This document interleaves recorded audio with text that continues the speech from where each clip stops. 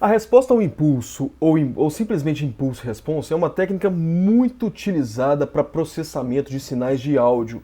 Como que ela funciona? A ideia dessa técnica é simplesmente a gente o seguinte, a partir de técnicas de processamento de sinais, emular com fidelidade o som de algum equipamento, por exemplo, que seja um amplificador famoso, uma mesa de som, algum sistema de processamento de áudio mais robusto e mais caro, ou simplesmente uma cadeia de pedais analógicos de sinais de entrada, uma cadeia de sinais de processamento de sinal de guitarra, por exemplo. Como que isso funciona? A ideia dessa resposta ao impulso, ela varia justamente dessa questão da resposta ao impulso de sistemas lineares invariantes no tempo. Então, como funciona isso de forma prática? Imagina a seguinte situação: é possível você gravar da sua casa, gravando da sua casa, e qual que é a ideia? Eu quero que da minha casa, aquele áudio que eu estou gravando, tenha um efeito parecido como se eu estivesse gravando, por exemplo, nos lendários estúdios da Abbey Road, onde os Beatles gravaram, Rolling Stones e diversos outros estúdios. Como que é feito esse processo? Como que isso funciona?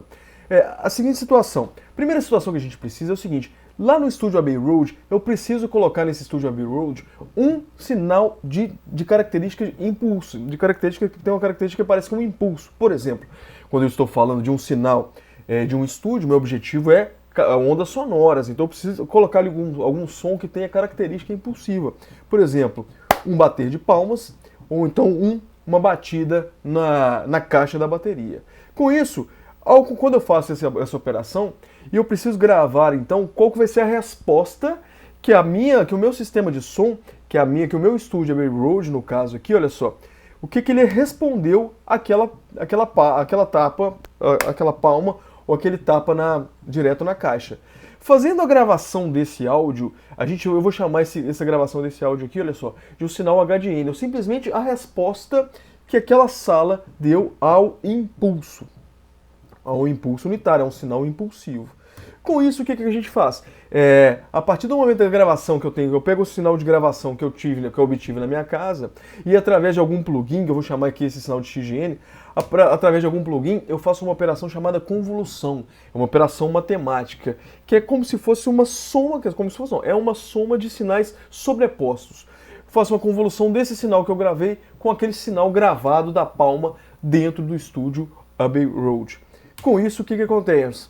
Eu consigo o meu sinal emulado como se eu estivesse com essa minha gravação que aconteceu na minha casa, como se ela, na verdade, tivesse ocorrido no estúdio Abbey Road. Dessa forma que, olha só, é possível, por exemplo, eu dei um exemplo aqui para estúdio, mas é possível, por exemplo, através de plugins, a partir de softwares de edição de áudio, de processamento de sinal de áudio, né, ou até mesmo de equipamentos de processamento de áudio, como pedaleiras e outras coisas, um guitarrista comum, com aquela gravação que ele tem, ter acesso a diversos milhões de equipamentos, diversas salas, diversas formas. Se você der uma pesquisada aí em Impulse Response, processamento de sinal de áudio, você vai encontrar diversas formas, inclusive um plugin para comprar todo o processo, esse sistema de processamento do estúdio Abbey Road, que a gente já sabe como é feito agora. A gente sabe que é simplesmente o quê? Em resumo, grava-se a resposta a um impulso daquela sala de gravação, ou de qualquer equipamento que seja.